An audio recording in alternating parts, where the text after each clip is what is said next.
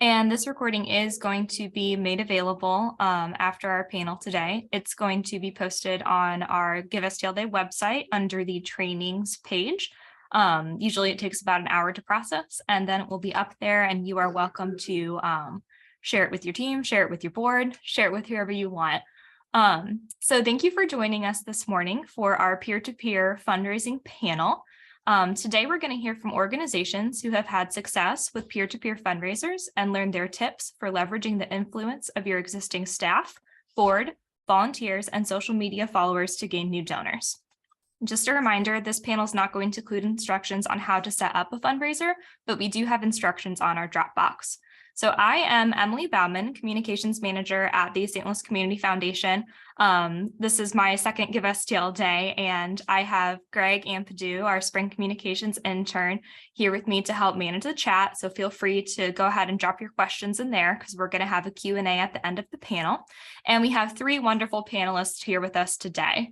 So first is April Haskins. She's Executive Director at Dogs for Our Brave. April joined the Dogs for Our Brave team as the ED in early 2022. She diligently seeks out ways to grow as an individual, which has presented her positions in leadership in a variety of fields. She takes her dad's words to heart. You work hard, you play hard. Don't expect things to be handed from you. The wise words of a Vietnam veteran. There's no room for complacency. While there are veterans to serve and dogs to save, there is work to be done. Welcome, April. Thank you for being here. Yeah. Frank Bell is Executive Director at Elevate St. Louis.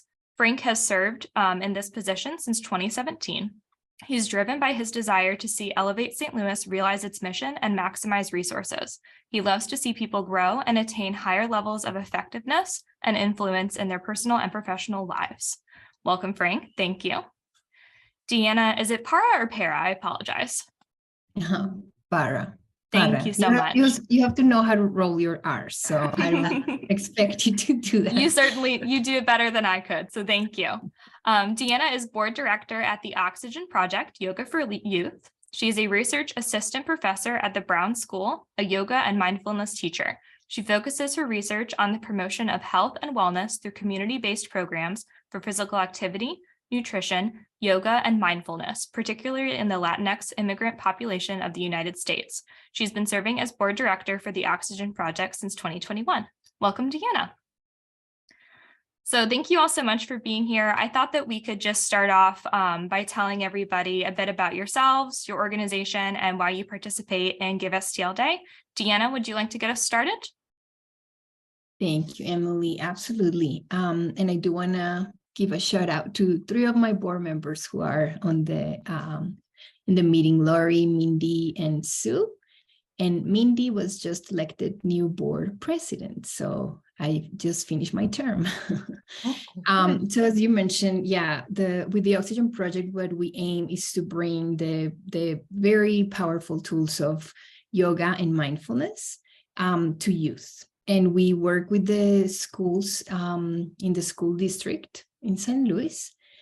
We bring programming to elementary, middle school, high school, and basically use a sliding scale. So teachers and schools choose how much they can pay for a class.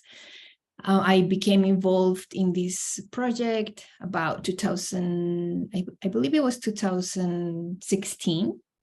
First, just as a board member, and because the reason is because both yoga and mindfulness have been very powerful in my own personal life in helping me deal with a lot of the stress, and especially during the pandemic, all the uncertainty and everything that came about with COVID-19. And we participate in Give STL since 2019. We have very gradually been increasing our level of fundraising, and we do it because it really brings a lot of attention to our mission. We have been able to connect with other people who we had not connected before, and it's just basically a really good tool for us to raise funds. Is our biggest source of income. So we really appreciate it. Thank you so much for sharing that. Thank you. Yes. Frank, would you like to talk a little bit about Elevate St. Louis and why you participate in Give Day? Sure, I'm glad to. Thank you very much. Yeah, Elevate St. Louis is a youth serving organization that focuses on life transformation. We have a proprietary character development life skills curriculum that we deliver actually during the school hours. So middle school and high school students can take our classes for an elective option. It's there where we meet the young people, and then over the first 6 weeks, we form deep relationships while walking through our curriculum. And it's a pretty rigorous class, and anybody can tell you that the hardest thing you may do is change your own habits, your own mindset, and your own behavior. So some kids think that they're going to walk into the class and it's an easy A, and then they discover that they're doing a lot of hard work on themselves. We also mentor students outside of school as well too, and we are available to our students 24/7, 365. So if they're facing a life-altering decision at 2 in the morning, they know they can call and text, and someone will pick up the phone and answer and be there for them. We're a year-round program as well too. We operate in the summers, and we get the students out in the community doing volunteer projects. We love to get them to places that have really crappy cell phone reception so we can really focus and talk and connect well. And we also help young people develop a post-secondary education plan that includes going into higher education or going into a trade school, technical school, joining the military, or getting a living wage job right out of high school.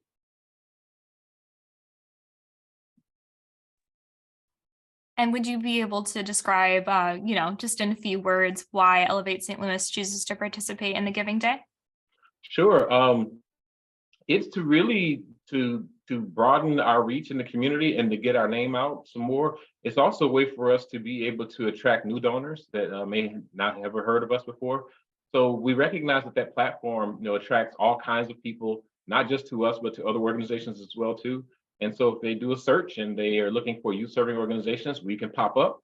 And we use that to be able, again, to help to broaden our new donor base. And then from there, once we get them into our system, we try to communicate with them as well as we can to convert them over to either quarterly, annual, or monthly giving. Awesome. Yep. Got to get that stewardship plan. There you go. April, would you like to speak to Dogs for Our Brave? Yeah, thank you for having me today.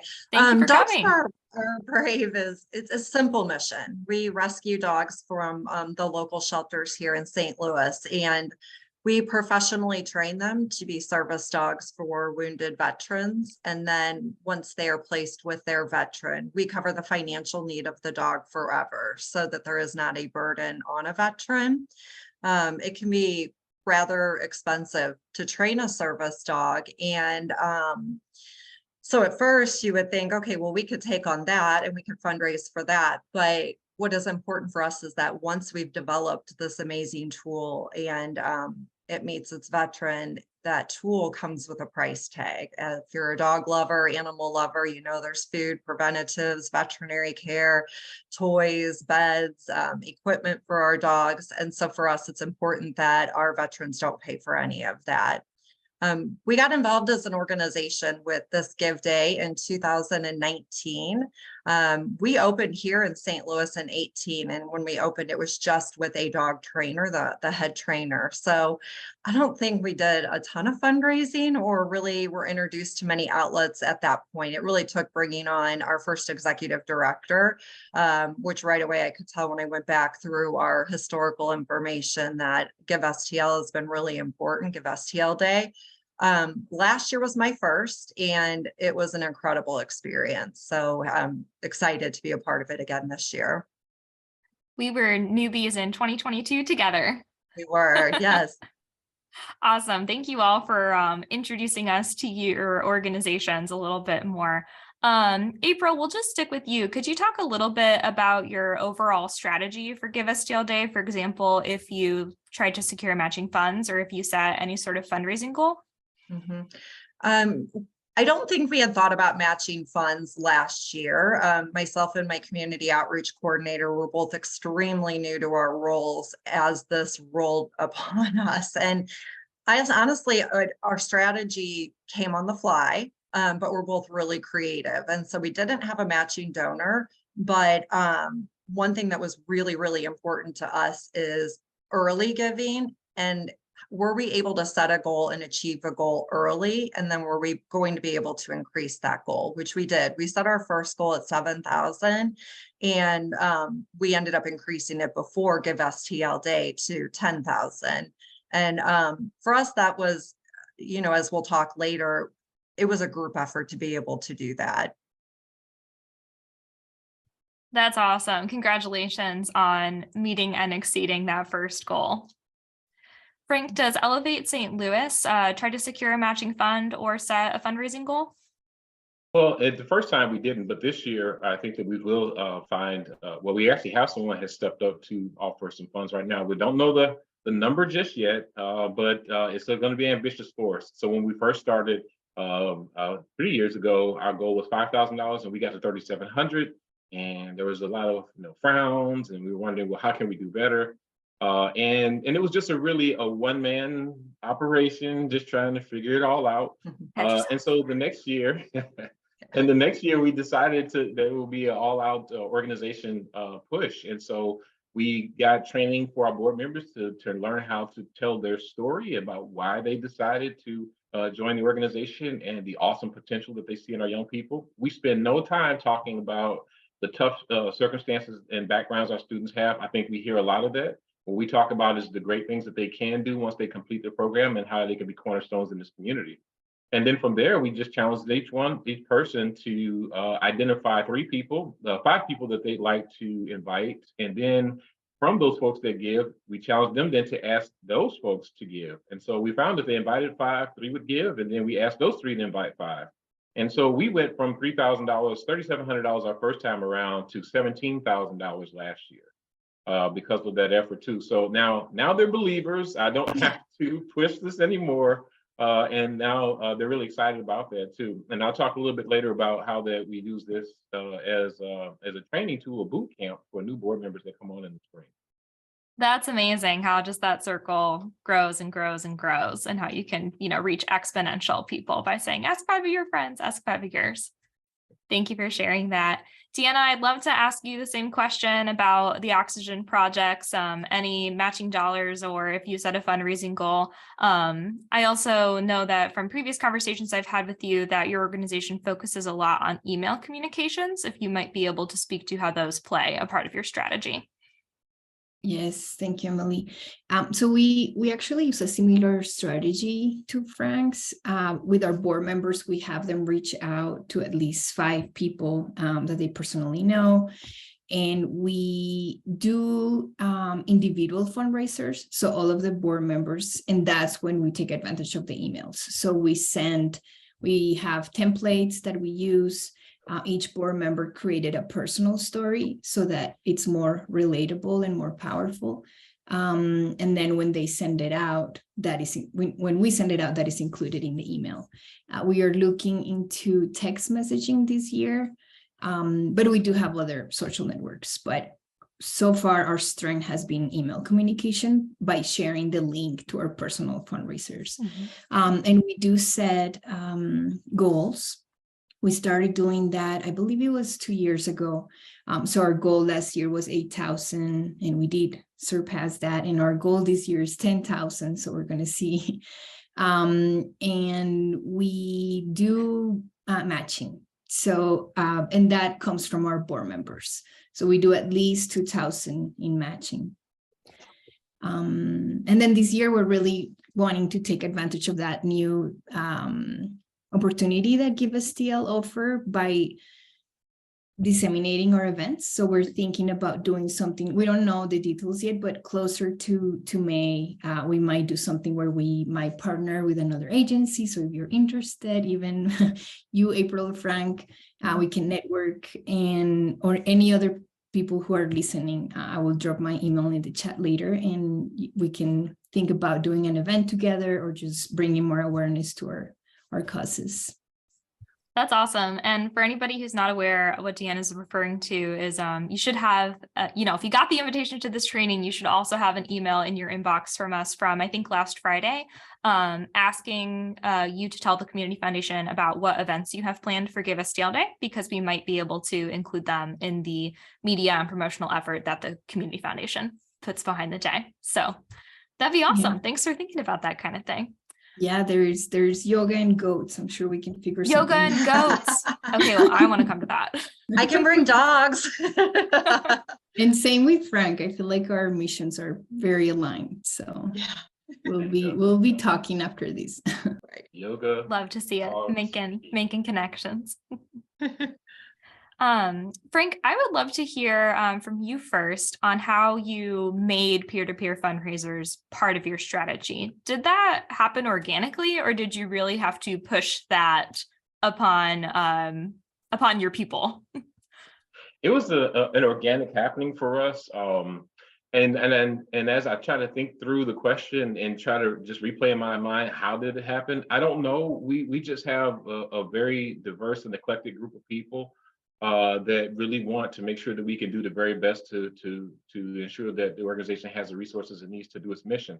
And so I think that I just saw that there was a peer-to-peer option that was offered. And so I just started to explore and tinker with it. Then, I got in the mad scientist mode and tried to do as much research on it as possible and brought it to a board meeting and just said, okay, folks, it's just for bragging rights right here at the board table. And so we're going to ask you guys to just invite people from your network to give. You set a goal for yourself, and we'll see who can reach their goal. And it really wasn't hard for us to get into that mold because they want to tell people about it. But I think one concern that some board members had was like, well, I don't want my friends to think I'm just hitting them up to be a part of this organization. I'm just trying to get into their pockets. I like going to brunch with people, and I don't want to be avoided or shunned. And so what we talked about was that, just share, your experiences with this, with being a board member. And we kind of settled on the word joy, that they really derive joy from their board participation. They interact with our kids quite frequently. We're always sharing a kid's story at every board meeting to remind ourselves what this is all about. And so that translated into a lot of energy. It's like, why wouldn't we want to share this fantastic experience with other people?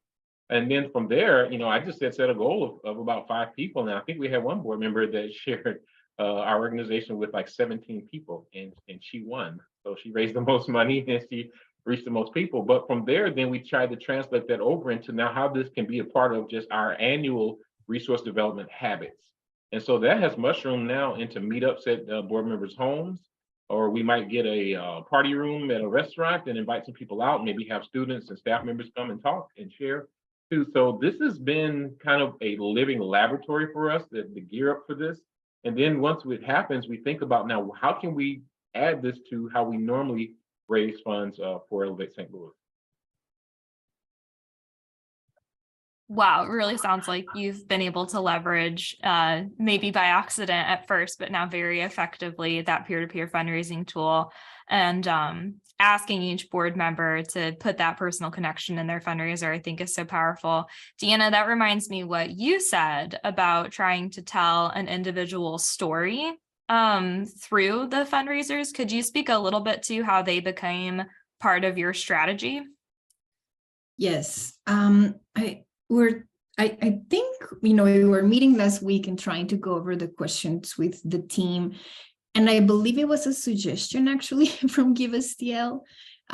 We also did have a student at the time. She was a practicum student who was helping us, and she did her story. And then from that, we all kind of started with ours. But we believe, from as far as we remember, that it was a suggestion from Give STL.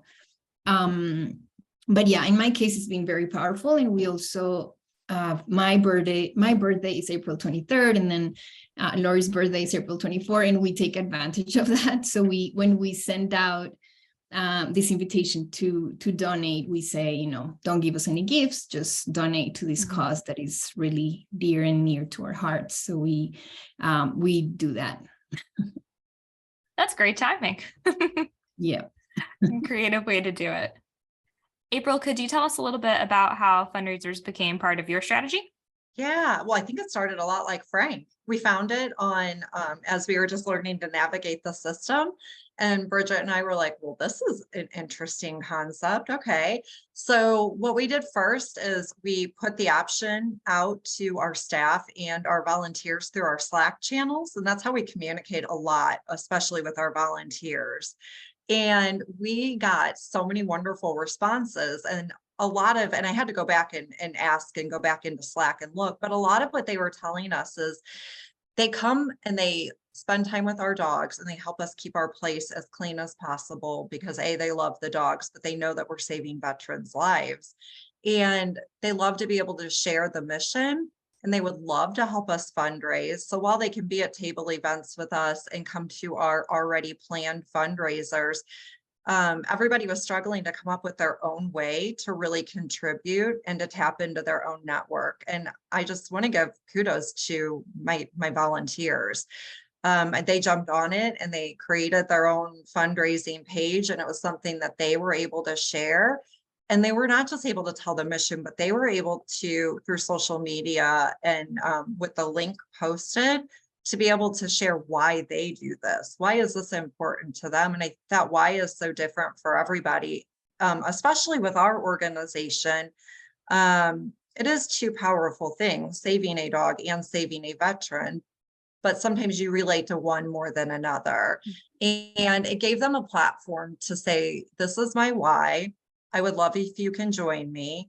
This is why we do this, and then give their own examples of what they're experiencing when they're in the training center, or if they're at one of our fundraisers or our bigger fundraisers where our veterans are there with their working service dogs. So yeah, like Frank, we stumbled upon it, and it'll become a much bigger part of our strategy this year as we reach out back to our staff and our volunteers. And then both of you have said I've been taking notes. You've said so many amazing things. I need to tap more into my board of directors and encourage that this is something that they take part in on their own, and their ability to their own fundraising for the organization. So what I'm hearing here is a common thread for using the peer-to-peer fundraisers to leverage your existing audiences, because they're going to have that why for why they're connected with your organization, why they know and love you. And if they can share that with their networks, it's all the much more powerful, which is perfect. April, could you speak a little bit to the spirit of friendly competition that was happening among your volunteers last year? Yeah. Well, they're all winners. It's probably why they're amazing volunteers. But we're showing, here's where you're at. You're close to your goal. You're above your goal. And then we would bring in, but the other person that you volunteered with last week, they're also doing a personal fundraiser, and they've already hit their goal. And so it just became a fun camaraderie while everybody's in the center. And it just, it gave our culture a different little twist during that time. And it did become a competition. And so there was a beautiful lunch at the end of it. I thought, oh my gosh, after all this hard work, we should dine together. So we had the group of volunteer fundraisers out and spent time with a little bit more alone time with them. That's lovely. Hopefully there was delicious food and beverage involved. Always. Frank, you shared with me previously that one of your goals was showing how Elevate St. Louis cares about the entire community as part of your strategy. Could you speak to that a little bit? Sure. Yeah. So I think that we're among a lot of fantastic organizations that do a lot of great grassroots work in the St. Louis metropolitan area. And so, while we all are wanting to raise funds to make sure that we can live out our missions, we have in our mission statement a focus on relationships. Our mission statement says we build long-term, life-changing relationships with urban youth, equipping them to thrive and contribute in their community. But the way we operate as a board and with our staff is that we want to create long-term, life-changing relationships with anybody. So for us, this is not about just transactional, you give us something for what we do. That this is about us wanting to make sure that you're better for the experience that you've had with us. And so I had a chance to meet a gentleman by the name of Dan Paris, who's a documentarian here from St. Louis. And he did a great documentary where he followed some folks around that were protesters, back in Ferguson in 2015. And he created this documentary called Show Me Democracy. Okay. And he and I had a conversation, and he has a website called Your Two Questions. So I'm giving a plug for his website, but I got permission to use his 2 questions. And the website is set up to get people involved in more grassroots organization. And the first question is, what breaks your heart? What really moves you? What do you really care about? And the second question is, what makes you come alive? So as we encounter people and we talk about our mission, And we ask those questions: what breaks your heart? What makes it come alive? And someone says, well, what breaks my heart is seeing so many cats and dogs out here, and what makes me come alive is that they get spayed and neutered and they get good homes and things. I said, okay, well, Elevate St. Louis is not for you, but I can introduce you to some folks that can help you out. So what we try to do is help people discover what do they care about in this community. And if it's youth serving organizations, there's a lot this here. And so now the goal for us is to focus on forming a relationship. We invite them out to a program called Come and See. And it's really just that: come and see what we do. And then you get a chance to meet this young person and recognize that she or he has goals that they have set for themselves, and that they become worthy for the best investment of anyone. Then people tend to connect that way. But there's some that have done a Come and See visit, and we do this thing called bless and release. We say, thank you very much for coming, and maybe we can help you get connected with another organization. So we don't send them any other newsletters and try and change their mind later on. We want to respect their decision. But for those who say yes, then we discover different ways of how can we connect their interests with what we do. And so now we have donors that invite our kids into things that they enjoy doing, which expands their horizons and it opens them up to many more opportunities. So that way, everybody is operating out their natural bent, and it's not something we have to constantly generate. We just find a way to help activate that in someone else, and then just can continue to create experiences. And then they're very generous behind that. Thank you for sharing that. I love that spirit of cooperation and resource sharing. And we're not for you, but here's somebody who is. That cracks me up. So Deanna, your fundraiser in 22 actually received the most unique donations of any fundraiser created for last year's Give a STL Day. Could you talk a little bit about how you accomplished that? Yes, I mean, I'm still surprised that happened. But I did reach out to a lot of people. I have a big network, and what's behind that is a lot of nurturing of relationships. We do, like Frank, we do a lot of partnering. We also donate to other causes. Many of our board members are also teachers at the school. So we really try to be embedded in the work. And I think that comes through when you really, like those two questions, Frank, I love that idea. I think that really comes through. And so when you reach out to your network, whether it's friends, colleagues, I did reach out to friends, colleagues at work, family members. As I mentioned before, I did use my birthday, so maybe that had to do with it.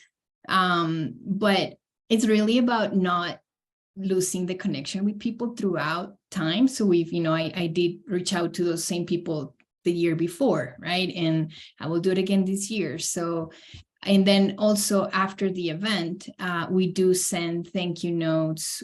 We try to offer to show gratitude and to just keep them updated throughout the year on our progress.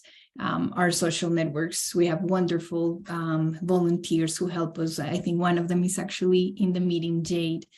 So another shout out to Jade, and she's a board member. And we try to keep engaged. We send pictures, we send stories. We do write grants. So whenever we get grants, we communicate these to our donors. So I believe it's a mix of just nurturing relationships, partnerships, and staying in touch.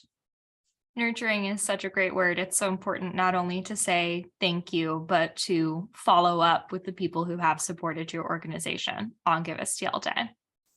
We've talked a lot about how peer-to-peer fundraisers can be used to leverage existing audiences, but we also know that they're a great way to find new donors. Frank, do you have recommendations on how some of the organizations here can use fundraisers to find new people to support them? April and Diana and Deanna have shared a couple of things too already. I think that working through the networks that you already have, but inviting people to recruit folks has been a winner for us. And again, it's tied to their experience. They have a great experience with us, or with an event, or with our young people. Or we might have a corporate donor that decides to do some type of group event where a lot of companies give volunteer time off for their folks to be able to come and volunteer. And if they do, always give them some type of way to be able to give after the experience. And then a lot of companies offer a matching contribution as well too. So that's a way. Inviting folks to host a lunch and learn where you can come on site and share a little bit during their lunchtime has been a great way for us to be able to expand our networks as well too. But what I would say though is that, always focus on the experience. Make sure that people have a high quality and memorable experience. And at the end of our experiences, we always end with a little session we call Head, Heart, Hands. What do you think about your experience? How do you feel about your experience? And what would you like to do next? And in that do next, we get surprised by that.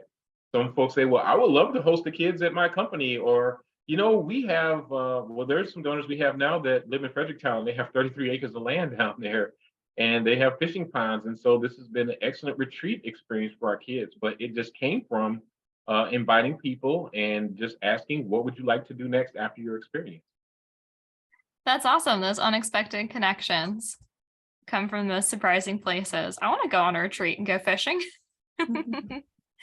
April or Deanna, do you have anything you'd like to add on how peer-to-peer fundraisers can reach new donors? I don't think I do. I won't blame you if the answer is no. I feel like we've already covered that a little bit. So we can go ahead and move on to talking a little bit about how social media strategy plays a part in your overall strategy for the Giving Day. April, would you like to answer that first? We loved power hours. We planned them all out very thoughtfully. We've realized in our planning session that we could hit three different groups. So our supporters that have been supporting us above and beyond, even Give STL Day, our veterans, and our dogs. So the first power hour and the last power hour we did, everything was Facebook Live or live feed. And so we started at the training center early in the morning. Everybody's always curious about what's it like to be a dog at your training center? Do they have good lives? Is it like being at a shelter? So we showcased what the morning routine looks like. And then Bridget went back and did that last power hour, showcasing what it's like, what's that nighttime sleepy time routine like at the training center. And then we utilized the other power hours to thank some of our bigger donors. Twisted Tree, Twisted Tavern, and the Cybergs organization are huge supporters of our organization. So we did we did the live power hours from some of their locations. And then it allowed us to walk around too and meet their loyal patrons and talk about Dogs for Our Brave.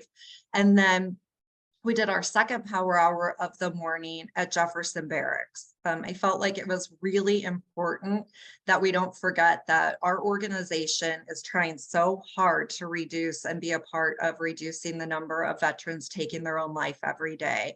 While we can do that through a service dog, we're certainly just a very small piece of that puzzle, but we have a really, really good relationship with Scotty Wirt's family.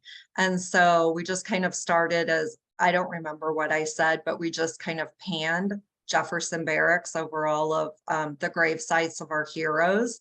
And then we were at Scotty's grave and we left our pennies there and we just thanked his family and him for his service. And I just wanted to make sure that that set the tone for the rest of the day. The rest of the day, you're going to see us having a lot of fun. Our dogs are always having fun, but what we do is extremely serious. And hopefully that would encourage new donors and our existing donors to be a part of that day as well. Sounds like that would have been a really powerful moment at Jefferson Barracks. And then, some really sweet, happy, feel good moments with the dogs. I love the idea of showing the bedtime routine with the dogs. That's awesome.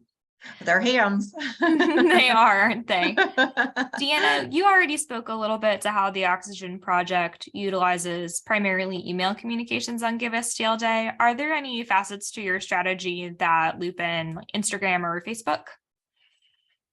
Yes, we do have an Instagram account. And then we do take advantage of the Facebook donation. So, we have a setup where people can actually donate directly through Facebook. We have not been very successful with power hours, but it might be because we don't have such a really structured strategy as April. So we're definitely taking notes, but a lot of our donors are people who donate early. So most of our donations are early giving.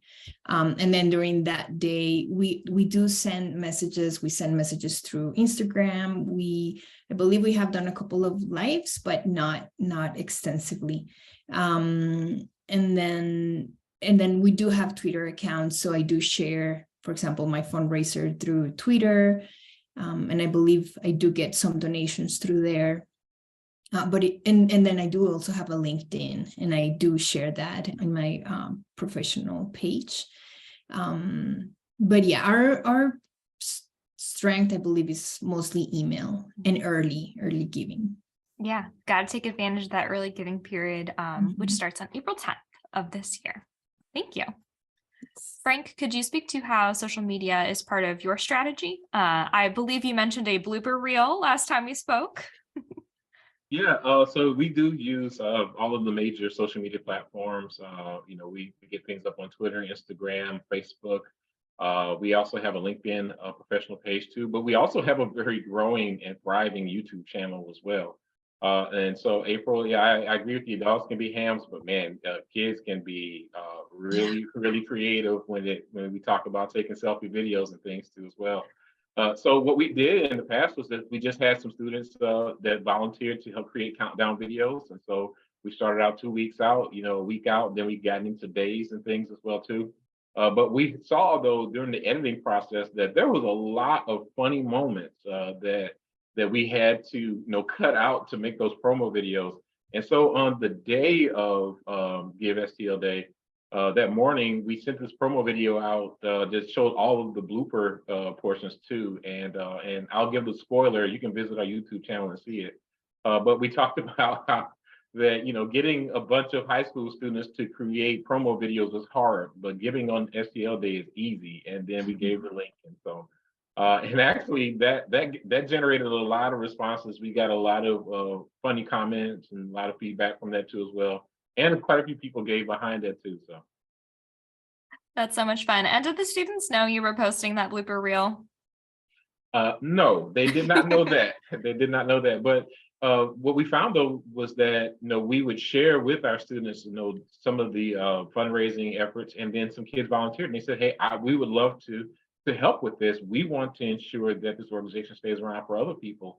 And so we got permission from their parents, who were very enthusiastic about it. And by the way, parents shared those things in their own networks as well too. And we got donations that way. So we just try to make it be a fun experience, like we said, just a joy-filled experience. And then from that, when people have a great experience, who won't they tell? They're going to share that with everybody. Mm-hmm.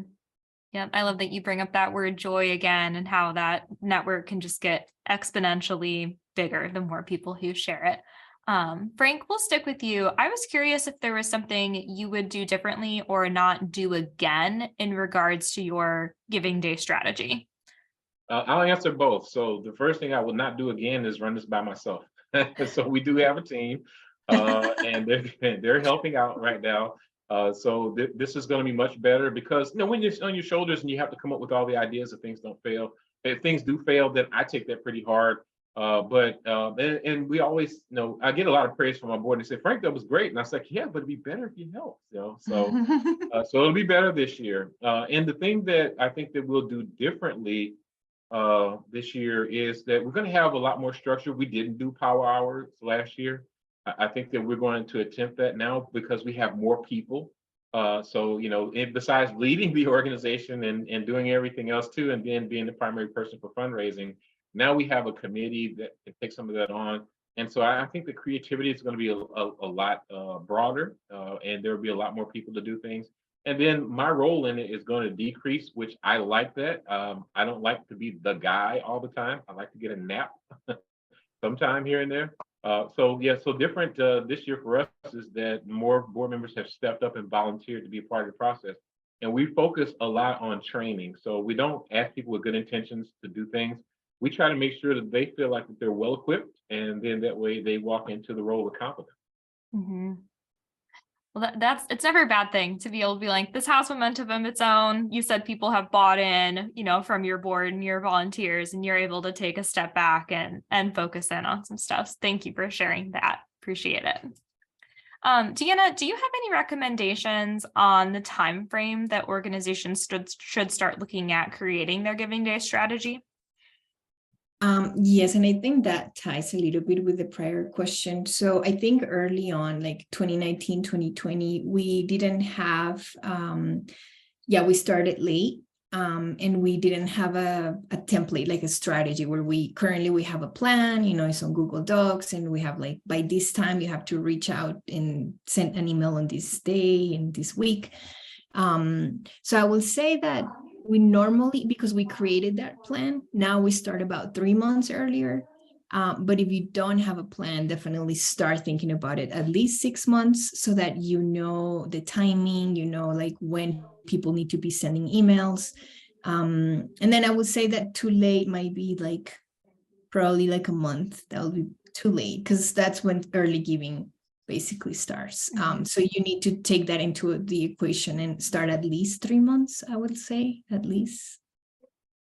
Yeah, thank you for that recommendation. And early giving is totally optional. In case anybody here is wondering, you do not have to participate in that. You could, in theory, register up until May 4th. And then the Giving Day is on May 10th. But we would also, like Deanna recommended, try and look at that a little further in advance. April, could you talk a little bit about the timeline of your strategy, or if there's, a lesson learned from last year that you wouldn't do again? Yeah, well, lesson learned is I came on board as the executive director on January 31st.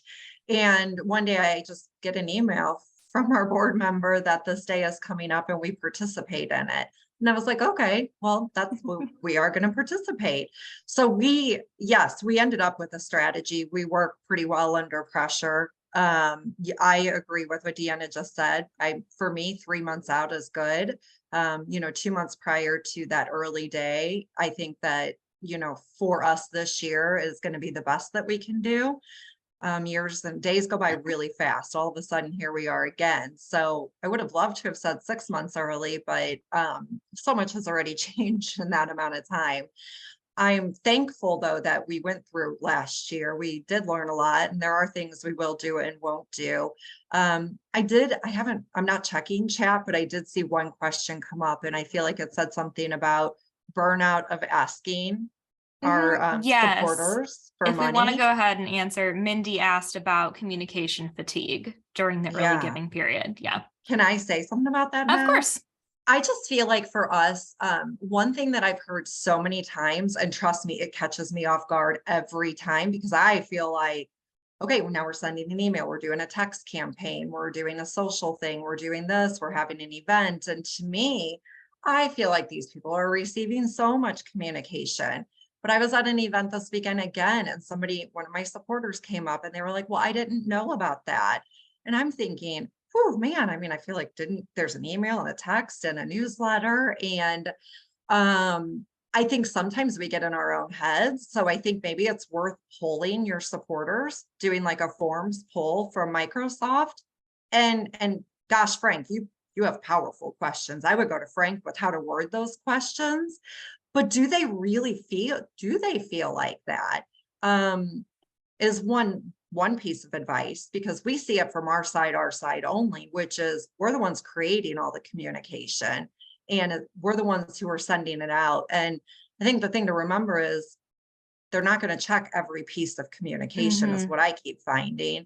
But we also are strategic in that. I mean, since we have so many things throughout a year, we decide which form of communication we're using for which events. So not everything are they going to receive an email, a text, and it's in our newsletter, and they're getting, a video email sent to them.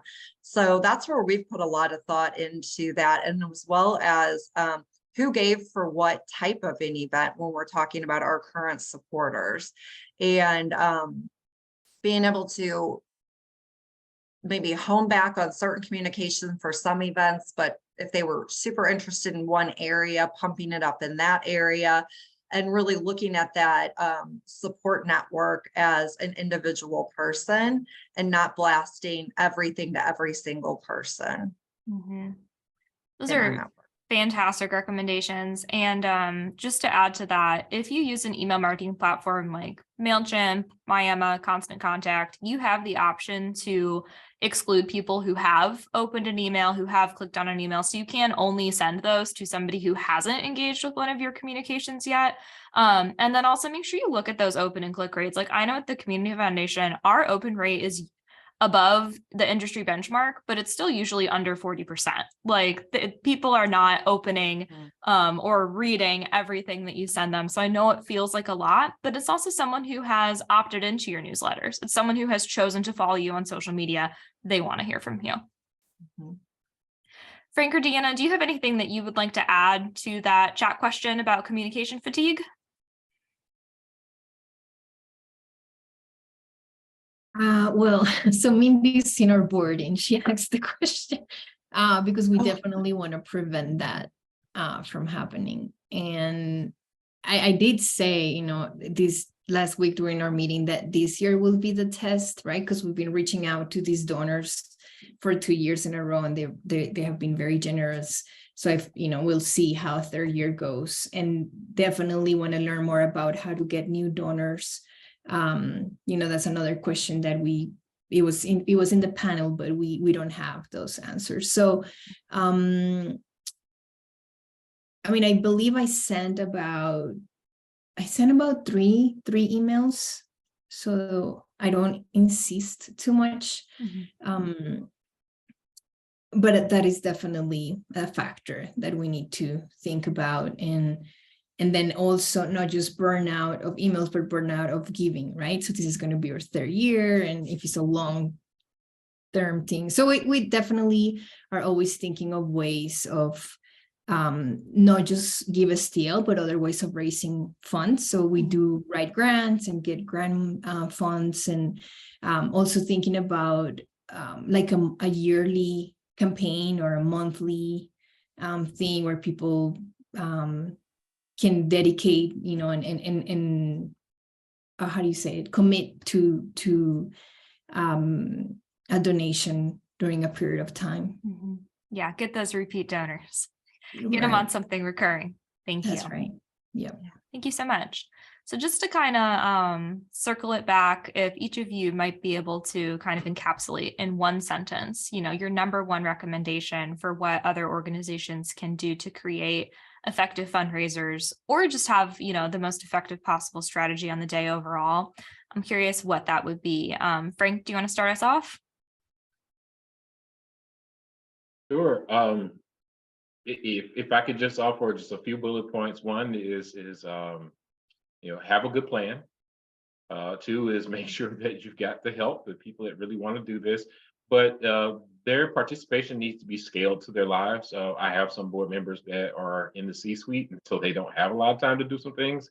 And then I have some board members that are retired, and they've got all kinds of time to do things. And so make sure that you scale the delegated assignments, to what they have time to do. And then 2, you've heard me say the word joy a lot too, and we try to make sure we build fun into everything that we do. So we're going to enjoy it, and it shows through in just how they word their communications. And then 2, just be creative, find ways. I'm always searching the internet for different ways people construct email titles, because sometimes the titles for the email makes people want to open it and take a look at that too as well. And then the last thing, and I think that April had mentioned this, and Deanna, just make sure that we are really, really good at thanking people at the end. I think sometimes in the past we focus so much on the strategy and the plan and the execution, and then when it's all done, we all want to go on vacation. But we've actually built into the plan thanking people, and so we have board members that are going to send out handwritten notes because that's the way they do it. We have a thank you video that our students want to do because that's the way they do it. So we try to find ways to thank people, that's really true to who we are, true to our identity. That's a great recommendation. I personally made donations to 5 organizations on Give a STL Day last year. I received a thank you letter from one of them. And they all tried to hit me up at the end of the year for their year-end stuff. So just don't get somebody on Give STL Day, go quiet, and then hit them up, 6 months later. It's less likely to go well. Deanna, do you have anything you'd like to add? Any big bullet point for these organizations to remember? Well, I will say, everything that Frank said, and also take advantage of early giving. Definitely, that's like our strength. Gratitude, absolutely, yes. Thank your donors. Keep in touch with them throughout the year. There's nothing else I can think of. And then this year, we're definitely taking note on that joy piece, Frank. And we're thinking about organizing a retreat for our own board members. We haven't, after the pandemic, we've only been meeting online, and it's definitely time to just get back that, reclaim that joy and leave a little bit of the fear. And we do focus a lot on having a diverse board as well. So as I mentioned, we do have teachers that are also yoga teachers that are in contact with the schools and the students. So perhaps also reaching out to different people to be on your boards will be a good idea. Thank you for sharing. Great recommendations. April, last but not least, anything you'd like to add?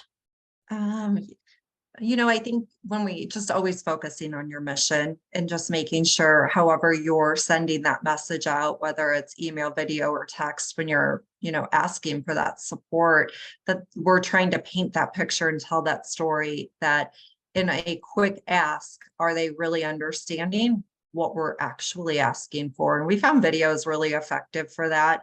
And then the other, to echo Frank and Deanna, relationships. What are we doing as the donation is coming in on the day? There's ways to start a relationship right then and there, contacting them and just saying, I just received your donation. And, I'm going to do a shout out at that next go live or something. There's just so many possibilities of that relationship piece not getting lost in the mix of everything that we do. Frank, I love how you said too, kind of meeting that donor where they're at. I love a handwritten letter. I'm old school, but I agree. If your students are helping out and they're making a video thank you, and another group of people are sending the handwritten letters, and just kind of thinking about how would somebody like to be thanked. That's a really cool idea. I love that. Yes, me too. Well, thank you all so much for this awesome discussion. I know that you've given me a lot to think about. I hope that everybody here today has learned a lot and that this has, made some sparks go off in your mind. I am going to go ahead and add Greg as a spotlight because I think we had a question or two in the chat to go over. And if anybody would like to come off of mute to ask our panelist a question directly, you are welcome to. Take it away, Greg. All right, so we have a question that came in from Kat Greenberg of Dreamflight, and Kat wants to know, if we are new and don't know anyone, how do we contact others to partner with holding an event?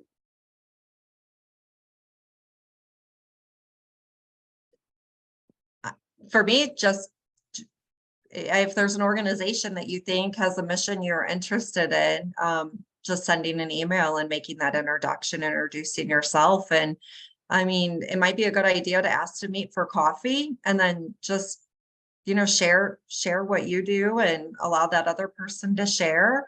If you feel a good relationship is starting, I think that's when you can start about collaborating on an event or a fundraiser, especially if your missions align a little bit, but they don't always have to. And I just want to remind everybody. Oh, sorry, Deanna, go ahead. I was just going to say that, you're already doing a lot by joining these trainings, right? Like I did put my email in the chat, and I'm definitely going to be reaching out to, Frank and April and taking advantage of these events. We attended a couple, one that happened last week, and plan to continue to do so. And you can meet new people that, like April said, maybe your missions don't necessarily align, but you can brainstorm together. You can use Frank's question. What kind of events? What is an event? What do you do at an event? I mean, I guess that's think different for everybody. We have events that are planned all year. So I mean, Give STL Day is a fundraising opportunity for us, but we do a golf tournament, a charity auction, sip and savor, a trivia night, and we end up being the beneficiary of quite a few events throughout the year. We also have some out-of-state events because we do service veterans throughout the United States. So there's a huge event for us in Ohio that we go to every year. While we're just the beneficiary, while we're there, we put a lot of effort into making sure their event is really successful for them and their brand, and for us as well. One suggestion that I have for everyone is to get Peter Gur's book, Rooting for Rivals. And it's a really great book that helps us to recognize that we're not in competition with each other. That we just offer a lot of different options for people to get involved in their community. And so in the Ferguson area, there's a lot of things going on there. We had so many cameras there, for, about 6 years ago, about 7 years ago, about the tough things that was happening there. But the cameras are not there right now to see that there's a lot of entrepreneurs that are there. Let's not have to do restaurants. And I also just shared with you guys about, Soulcraft, the community wood shop that's there. Well, we held our vision breakfast inside of the wood shop, and we reached their fire code capacity very quickly by hosting this annual event there. But we wanted to spotlight Rodney Fickus and his team at Soulcraft. And so we were able to help them to increase their revenue stream because some of our corporate partners said, hey, it would be great to bring a team here and let's do a team bonding deal and make picture frames at Soulcraft. And so, and we have students that go over there all the time, and we have donors and students go over there all the time. So we decided just to host our event at his shop. We raised a ton of money for what we were doing, and we're able to announce some fantastic things that we're going to be doing in 2023. But at the same time, that increased the foot traffic for his organization as well, too. So we both won. Mm-hmm. That sounds like a lot of fun.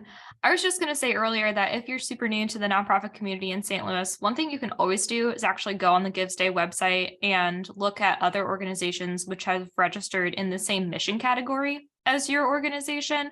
And, let's say you found someone who's a perfect fit for you, you really want to get in touch, email us. We'll facilitate that conversation. We'll pass your contact information along to somebody at that organization to, let them make the decision on if they want to, reach out, that kind of thing. But we're happy to facilitate those conversations, love to see those kinds of collaborations happening, and we're here to serve as a resource for you. All right, and we had another question come in from Emma Johnson, and Emma wants to know when the 2023 Power Hours will be announced. So we are going to have a training on March 16th. About the prize schedule for the giving day. And then that same day, we'll be sending out an email communication with all the details of our prize offering. So mark your calendars. Awesome. Well, I think that's all the questions that came in to the chat, unless anybody else wants to come off of mute and ask their questions.